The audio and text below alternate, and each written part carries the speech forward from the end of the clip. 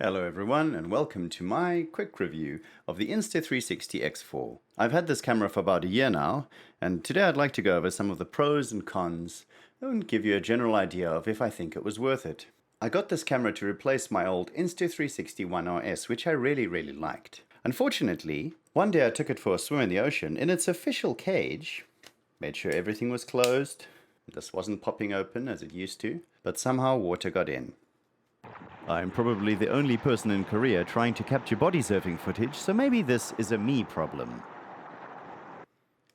So I opened this up, there was water here, the camera was behaving oddly, there was water here, and eventually I resorted to opening this thing up and yep, there was water inside. Oh bother. So luckily around that time they released the Insta360 X4 and boy, what a chonker of a camera. This is much chunkier. This old boy weighed 122.6 grams. Whereas this chap, with no lens guards on, weighs 200.6. So it's 78 grams heavier. And it is certainly noticeable in the hand. Two things that you will absolutely need, but do not come standard with the camera, are an invisible selfie stick and a memory card. While you can hold the camera like this, 40% of your shot is going to be of your hand, so yeah, you need a selfie stick. Coming from the Insta360 X4, the X4 having a little mounting point here is an absolutely huge benefit. If I wanted to mount my old Insta360 X4 on a selfie stick, or anywhere really, I'd have to put it in its cage, and even then it was using this horrible old plastic GoPro mount. So I'd have to get another one of these little adapters to be able to attach it to a selfie stick. I'd have to keep retightening this, it was slightly at the wrong angle, and it was just, it was a faff. Being able to plug it directly into the camera is a huge quality of life upgrade. So let's talk about memory cards. Here I have 1, 2, 3 memory cards. V30A2, V30A2, V30A2. Which one doesn't work? This one. Despite being the same standard, for whatever reason, if I record, sometimes it'll pop up with a warning saying, oh, we stopped recording because your memory card's too slow. So save yourself the headache. Just get a SanDisk Extreme Pro or a SanDisk Extreme memory card. So where's the memory card in this thing? Well, you pop open the battery door. Notice the little rubber seal for waterproofing. Very nice. And the memory card holder is right here. What other ports do we have here? We've got 2 microphones here. We've got a power button and a Q button. And then you've got 2 further buttons over here. But what's this? The USB-C port. The Insta360 X4 had a USB-C port too.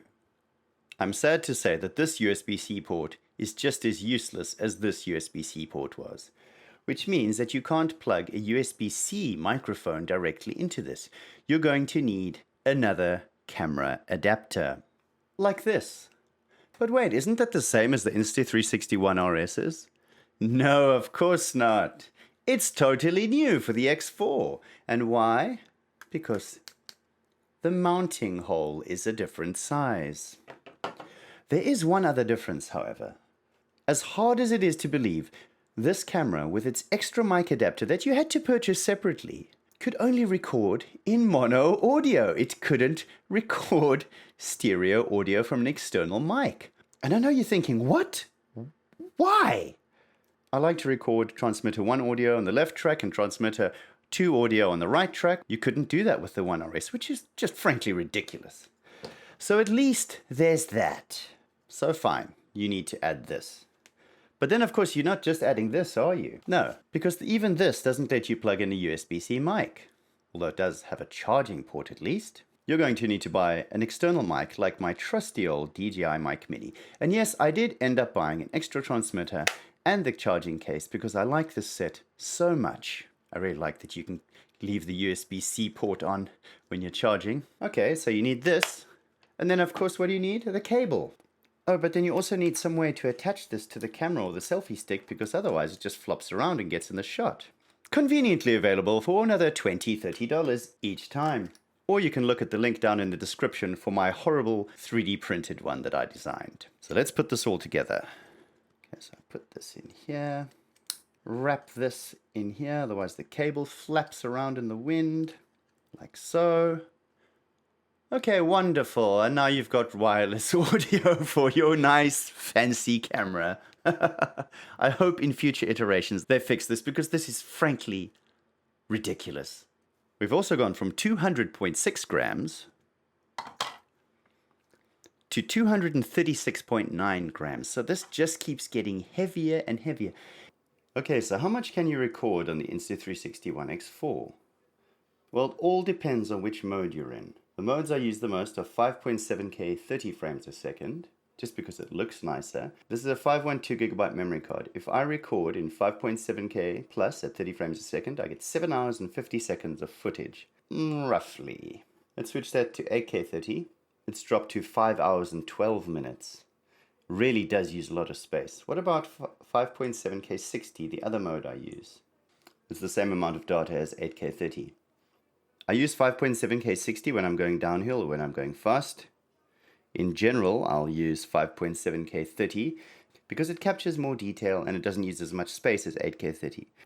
There is one other setting that I do like, quick capture. In theory, this is fantastic. It means when the camera's off, I push this button here and it'll turn on and start shooting in whatever parameters I've set here. Unfortunately, it's not at all reliable enough for me to actually be able to use. Let's turn it off and push the quick button. Okay, so it turns on and starts recording. Wow, that's great. That's just what you want. Push it again. Hey, it's automatically going to turn itself off. Unfortunately, it isn't always this smooth. Dun-dun-dun. And hello? Hello? Insta360. The thing I wanted to record has gone past. What are you doing? Have you crashed? What are you doing? Oh, there we go. It's on. It's not recording though. Yeah, unfortunately, this quick button is so unreliable for me. I don't know what is going on. I'm on the latest firmware updates. I formatted the memory cards. I got the best memory card I could get. But still, I have to turn the camera on and then push this button to start recording. And then it works 10 times out of 10. I don't know why more people aren't complaining about this. Let's try it again. Aha. But that's a big problem if you suddenly want to capture something. You might notice that there are other modes on the Insta360 X4. They're fine. I don't use them at all. I sometimes try out the HDR feature when it's really bright outside, but it's not fantastic. I do have the bullet time stick, but I can never get anything that looks decent. Some people might like the look of this bullet time footage, but I've never really found much usage for it myself. But maybe I'm just not creative enough. The only mode I really end up using is the video mode. So that's the only one I'm covering today. Also, having an Insta360 plus nag screen just to the left of the settings page, this kind of design can frankly just go to hell. Okay, so let's talk about the battery. How long does this battery last? Well, if I were able to use the quick capture feature to just turn it on and off when I wanted, I think I'd get more battery life. I end up getting just over 1 hour of actual footage captured because the camera ends up having to just stay on a lot of the time, which is a pity. 1 hour, it's not bad. On to another thing I don't really like. These lens guards. I like the idea of the lens guards. I don't like the execution. For the observant among you, you may notice that this lens guard is cracked. That's because this fell off a cheap tripod and actually fell on the ground. I broke the protector, that's fine. And luckily this saved my lens. So yeah, these are a great idea. And what's that blue dot? Oh, it fits on like this, right? But according to the instructions, that's not the way to do it. This blue dot here is supposed to line up with this dot here. So make sure you do put it on like this. Now the lens cover's smudged, so take it off again, clean it off, do it again. Unfortunately, while the protectors do protect the lenses, they pick up micro scratches pretty easily and can make footage look bad in places, as I've shown with arrows here. I've also got this premium glass lens. Ooh, the premium one, it's twice the price and it's made of glass. Is it much better? Or is it just, wait, why is it bigger? Maybe the size of it helps. Ooh, it's an orange dot this time too. Turns out no, the size of this doesn't help. This always seems to catch the sunlight and put horrible little lens flares on my footage. So in this clip of my friend and I cycling, you can see the horrible haloing effect that occurs when the sun is visible and catches it just right. I don't like the premium lens guards myself. Maybe, again, I'm just using them wrong. These days, I've had the camera for a year, and the Insta360 X4's come out. So I'm just rocking it without any lens guards. Okay, enough of my whining and moaning. Let's go and talk about some of the good things about this camera, because there are a lot. Okay, we're outside, and we're going to be using my fancy e-bike. Let's see what kind of video we can get on the Insta360 X4. So the first question is, how do I attach this to my handlebars? My problem with the old GoPro style mounts was that they'd sit right here. And for the 360 camera, that just results in a very limited shot. You'd have the handlebars taking up half the frame. You got a little bag here, takes up too much space. So really, you'd want the selfie stick to sit like this. But those old GoPro holders couldn't handle the strain that this would cause, because this is extremely heavy. So after breaking many, many mounts, I finally found this clamp, the Ulanzi CO17. I think Insta360 has an official version of this clamp now, but they didn't when I bought this. What I do in general is I clamp one end here on the stem, and I put my Insta360 X4 out like this. Because the little stem here is so incredibly slippery, the clamp also naturally slips a bit. So I make use of the very taut gear and brake cables. Well, I guess you just saw how windy it is today. Let's try that again. I make use of these gear cables to stop it moving too much. It's actually not a problem because you reframe anyway. Another nice thing of this clamp is you can put it anywhere. So if I want a shot from the side here, I can clamp it on here, and you can adjust it as you see fit. Basically, you can put it anywhere. For today, let's just put it in the front. You can extend it as much as you want, and it'll hold it just fine. So if you watched my video on the DJI Mic Mini, I did have the Insta360 X4 there, and I said this was absolutely essential for cyclists. Let's listen to this downhill on this fairly windy day with no external mic. Okay, here we go. Let's see how much wind noise we get. Wind's starting to pick up. How's my audio? How's my voice sound now that the wind's really starting to pick up? How's my voice sound now? Can you still hear me? Still talking at the same volume? How's the wind sound? How's the wind sound now? Can you still hear me now that the wind is strong? What's the audio quality like? Personally, I don't think it's acceptable. Results. Doesn't Insta360 sell those wind muffs that you can... Oh, you've already tried that and they're junk. When there's no wind, I think these mics are actually pretty good. But the second wind comes in, you just lose so much audio. Let's attach the DJI Mic Mini and have another look. Okay, attempt 36. Surprisingly hard to record video when you want to. I've got the DJI Mic Mini attached again via the receiver. Let's give the same hill a test again at 8K 30 frames per second. Starting to get a little bit windy. Getting windier, windier, windier. Let's hit it. Oh, okay. Very windy now. How audible am I? How's the audio? Does the audio sound fine? It's extremely windy right now, even windier than earlier. Let's see how the DJI Mic Mini is at picking up my voice. How was that? The keen-eyed among you will notice that I've attached a noisy little duck onto my handlebars. Besides the fact that it's cute, I also want to show you what 60 frames a second looks like on that same hill. Once more unto the breach, dear friends. Okay, same hill, same DJI Mic Mini setup, but pay attention to the duck's propellers. Really starting to spin now. Getting very, very windy, just as windy as it was a moment ago. Can you hear me? Can you hear me? And this duck's propeller's gotten noisy. Because I mainly capture cycling videos, I think that the 60 frames a second just adds such a nice feeling of speed compared to 30 frames a second. The real question is it worth moving down to 5.7K versus 8K for that feeling of speed? In general, I found that the 8K mode quality is slightly better, so I tend to stick to the 8K 30 mode unless I'm going to go down a hill, and then I switch to 60 frames a second. So here we are again in 8K 30.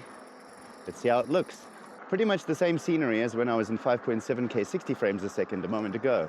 I realized long ago that I don't have the creativity to be an actual movie editor or something, but I do like recording my trips on the bike roads because Korea has some very, very nice bike roads. So for the 5 people who care, I like recording this stuff. And I want to make it into a video that someone might actually want to watch. I just like being able to capture this sort of simple stuff. Not the world's most thrilling content. I'm not riding on a skateboard attached to a bus with a rocket booster behind me. But this is what I want to record. And this is what I want to show the world. Just bear in mind that when you attach the mic receiver to the Insta360 X4, I think the waterproof rating pretty much goes out the window, so do be careful. However, I can get quite close to the water. How will that shot turn out? Probably trash, but hey, you've got to record and find out, right? One thing you do need to be aware of is, if you record with the Insta360 sideways, like this, you might find yourself distorted by the stitching. Basically, when this camera's footage and this camera's footage are put together to make a 360 image, you might find your face or something distorted. I'd say stay away from this and keep the camera sort of facing in the direction that you want. Okay, let's check out this barefoot youth road. Hey, doggy. What a cute little dog. Okay, let me show you the chest mount. And I like to use it when I'm walking around just to capture a different perspective. And one that I find is quite funny. So you strap this guy on. The straps always end up getting twisted, but that's fine. And then unfortunately, it's one of these GoPro style mounts. But you wouldn't want to run with this. It's just too much torque. I mean, I have used it when running, but it swung so wildly as I started to run, I had to slow down and grab it, and ended up not catching my friend. Not worth it. You got to take the selfie stick off. It's a whole production. And then you have this weird perspective of you walking. Maybe I'm just childish, but I like the weird early 2000s FPS game perspective. Excellent. Let's see what kind of perspective you can get with this. Okay, let's try a different perspective. Let's take this off and then turn it upside down. Now, does it freak me out having my camera here? Yes, it does, but it hasn't let me down a single time so far. And again, I've used this clamp for multiple thousand kilometers of riding by now. Mountain trails, riding on the beach, the bumpiest places in the world, hasn't let me down once. Okay, I've switched to 5.7K 60 FPS. Let's see what kind of video I can get out of this.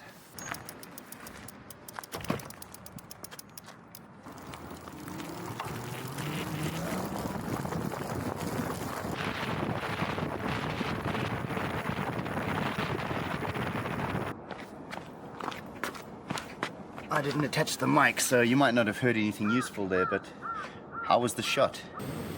Turning on. It doesn't actually start recording, about 9 times out of 10.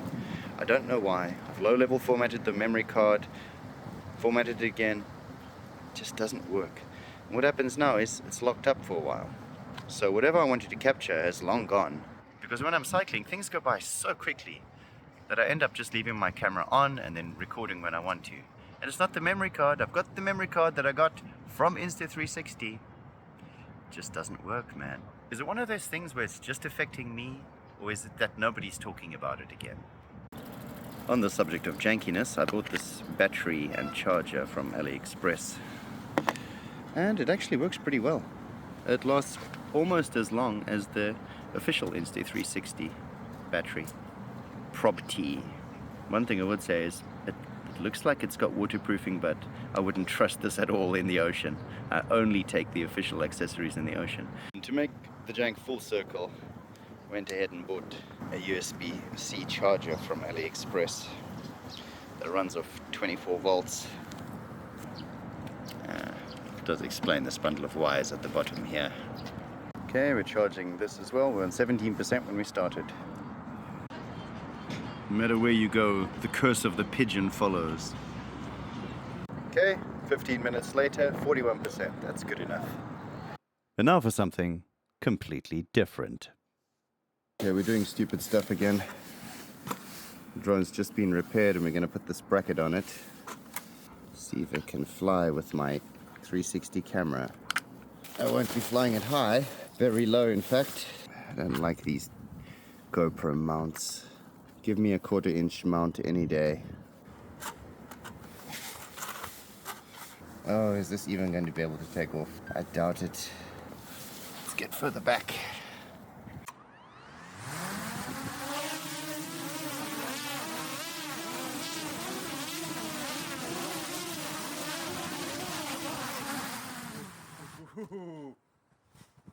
None of that, thank you very much.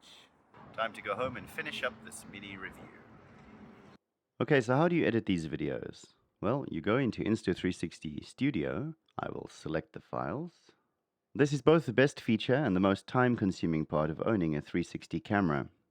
I can now set the angle wherever I want, set a keyframe, jump ahead, set a keyframe there, and you'll see it'll switch between them. I can get so many different kinds of perspectives using this software. I think it's really awesome. I like this one myself. The globe. Unfortunately, some things are missing compared to the mobile app. Where's the shot lab? Where's all the cool stuff you can do in the app? I don't understand why they can't include this in the desktop app. It makes absolutely no sense to me. You'll see it has difficulty capturing some of it. It kind of gets blown out, but as you go along, it'll adjust nicely and it'll bring the sky back into focus. But it is something to be aware of. The camera has pretty poor low light performance. It gets very grainy at night. It's best to use it in bright conditions, where I think it looks pretty good. Okay, let's go to the Insta360 Studio mobile app and I'll show you what I mean. Connect to my camera, which I've already paired in advance. I can go and get a preview of what my camera is seeing, in theory. There we go, there's my computer. You can move this around. But one of the cool things you can do, go at the top here, and you can turn on GPS. Now what does that do? It'll use your phone to save the GPS data along with the video. So when you export it later, you'll be able to add things like speed gauges and things, and you can do this from the desktop app too. I know it's kind of cheesy, but I like having the option. I do wish the Insta360 cameras had built-in GPS. That would make them so much cooler. But they don't. Shot lab, there we go. Electric surge. Okay, use this theme. Fine, let's use this old footage of me at the beach because it's better footage. Okay, we're just going to do 10 seconds. That's enough. Generate preview. Here we go. We're going to use the AI shot lab. I guess if you like Instagram or social media apps, this might be cool, but it ends up being a pain because I have to go through the mobile app. If this was available on desktop, I'd use it much more. But for whatever reason, they just refuse to put it in the desktop app, and I don't know why. Ooh. Epic electricity and music to something that is not epic at all. So yeah, that's ShotLab. I like these little AI features, and again, I'd use them a lot more if they were available on the desktop app, but they're not. Okay, I hope this has given you a good idea of what the Insta360 X4 can do.